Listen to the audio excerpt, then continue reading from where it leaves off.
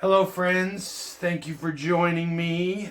I'm going to continue my series of videos where I try to break down the fundamentals of fame, celebrity, and creativity. As far as fame is concerned, think about this. If you met somebody for the first time that happened to know everything about you. They knew your birthday and your height and your weight, and you knew who your family was, and they knew who your friends were, and they knew what music and movies you liked, and all those things.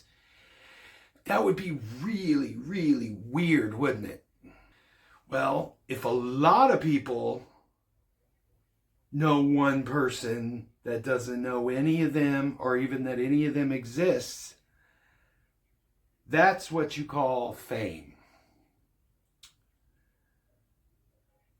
And someone who possesses fame is called a celebrity.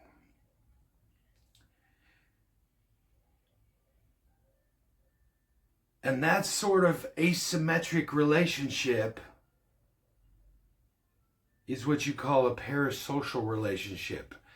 And it's very strange because as humans, our brains haven't evolved to understand what that is. We've only had to deal with that in the last 100 years in the framework of the way we see it now, but really even 1,000 or a couple thousand years when you think of kings and people through history that possess this level of fame, like somebody like Genghis Khan or Cleopatra or somebody like that.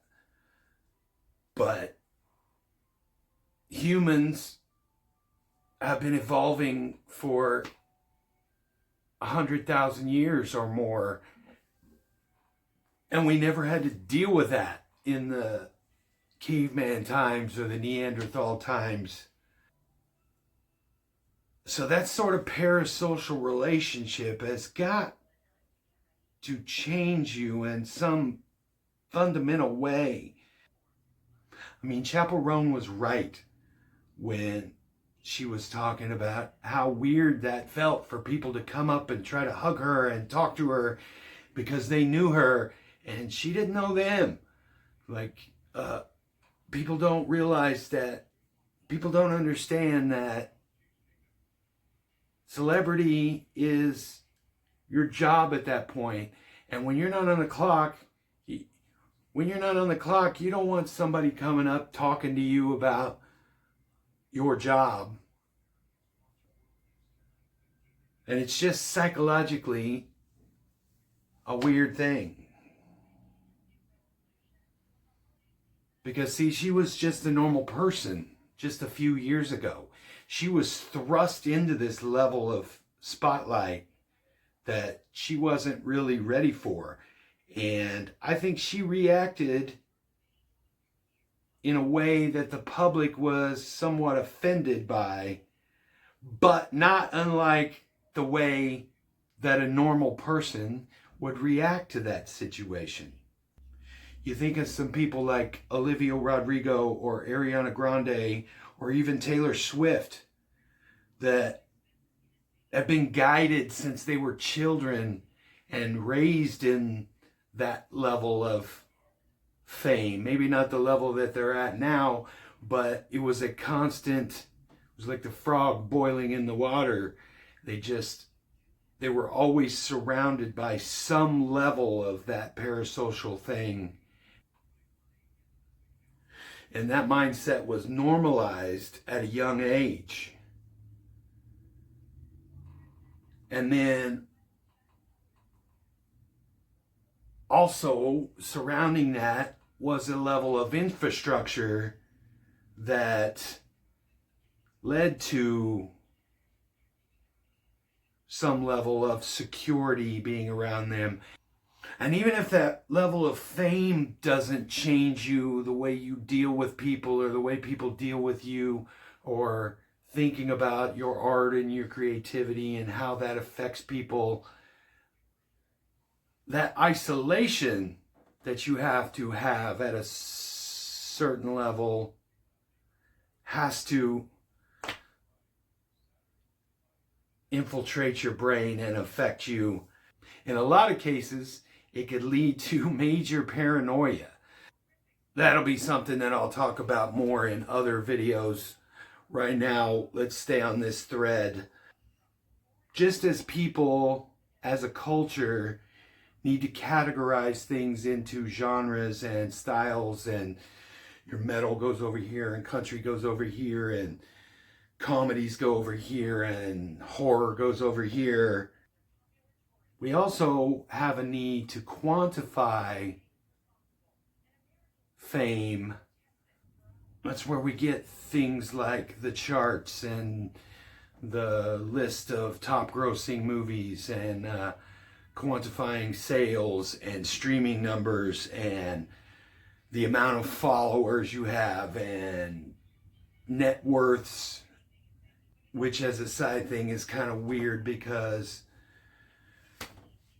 within the last few years we've only been able to just Google how much an actor is worth. You usually had to hear about that from some trade magazine, or if it became relevant on a news program or something.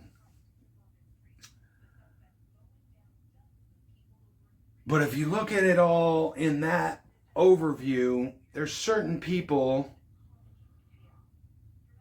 that are undeniably famous, like Taylor Swift and Metallica and U2, and movies, you have your Brad Pitts and your Tom Cruises and people like that. And excluding all of those people that are way at the top, it usually works in relation to a backdrop or a platform that the celebrity is juxtaposed against. You can look at your local weatherman as somewhat of a celebrity because there's a whole bunch of people locally that see him every day. And if you saw him in a public place, you would be like, oh, I know that guy, but he doesn't know you. So that fits the definition of fame. Even though if he went to the next town over, or if he was standing next to Brad Pitt, nobody would even recognize him. You also see it in music. You look at somebody that has a one-hit wonder, or that was once on a national or international stage, and if they've fallen off from their career, most people may not even remember them, and if they do, they wonder where that ever happened to them. But most of those people in their hometown or area, a lot of times those people are local heroes. And especially if it's from a place that no other celebrities had come from, that person is going to be a local celebrity. I think of a situation of like a small filmmaker that is nothing in comparison to like a Steven Spielberg or a Martin Scorsese, but if they make a small movie with a bunch of local people, but they're able to get one person, that person in the larger scope of things may not be a huge celebrity, but for that small filmmaker, that's a coup to have somebody that has a little bit of a name attached to him. You see that a lot in movies. You look at something like Animal House, which was going to be a small, like kind of art house comedy fun movie, but them being able to get John Belushi boosted the scope of that movie. But the movie was still almost canceled until they were able to get Donald Sutherland, an actual star, to kind of carry it. And he's even a small part in that movie. But them affixing a bigger name to their movie allowed it to be made. So I think of the story of the world-class violinist that played for a world-class symphony that it cost $500 for a ticket to go and see him play in the symphony, but him playing for free in the subway, nobody even batted an eye. It just proves how much the framework around a person's celebrity has to do with how we view that person's fame. Another thing I think about a lot is, depending on an actor's goals, which is actually better for that person's career. To be a very, very small part in like a big blockbuster or an Oscar bait movie, or to be top billed in a tiny art house movie or cult movie. I guess it just depends on what your goals are as an artist and as an actor. Which in the world of music, I think of somebody like Alan Parsons. And he had a huge, successful solo career. But nothing to the heights of him as the producer on Pink Floyd's Dark Side of the Moon. And then even bigger is the Beatles' Abbey Road, but his role was even less as the engineer. So he went from the engineer on the huge thing to the producer on another huge thing, but less than the Beatles for sure, to being the top bill on his own stuff, which ranks below those other things. You see what I'm saying? And I say all that to bring it back around to YouTube. And I think about the YouTube channels that are dedicated to teaching how to make YouTube videos or how to grow your YouTube channel. And I think that couldn't have been your goal when you started a YouTube channel, unless was a YouTube channel like Think Media or something like that, vidIQ or something like that. I mean, if you just want views so you can grow your channel to get money, and thinking of it as YouTube as a job, that's legitimate, I guess. But if you have no creativity or no original voice, no original thoughts, it just seems unsustainable to me.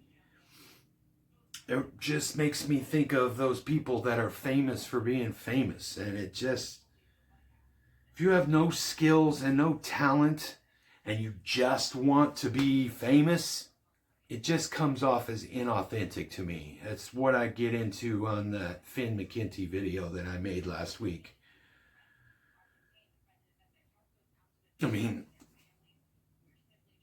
I'll wrap it up this time by saying I'm a musician first.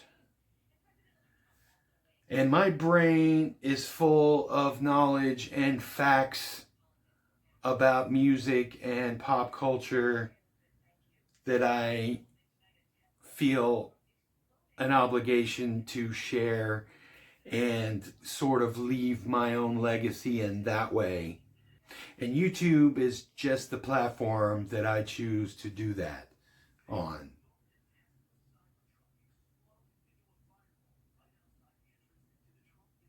Yes, I want to be famous for sure, but I don't want to sacrifice my authenticity to do that. Like I said in that other video, if you offered me $5,000 a week to make videos about football, I couldn't do it because one thing, it would kill me inside and I would not be able to sustain it.